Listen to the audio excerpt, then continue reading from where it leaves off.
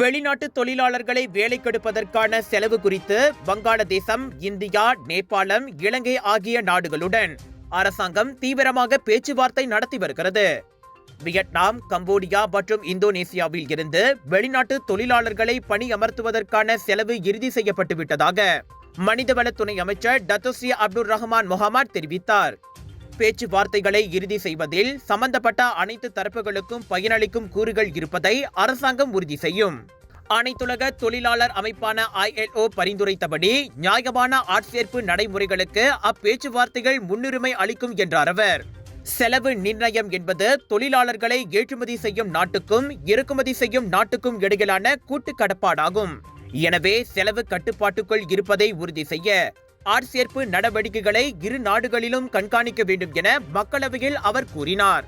இதனிடையே நாட்டில் வெளிநாட்டு தொழிலாளர்களுக்கான பணிக்காலத்தை நீட்டிக்கும் திட்டம் எதுவும் அரசாங்கத்திடம் இல்லை என்று அப்துல் ரஹ்மான் கூறினார்.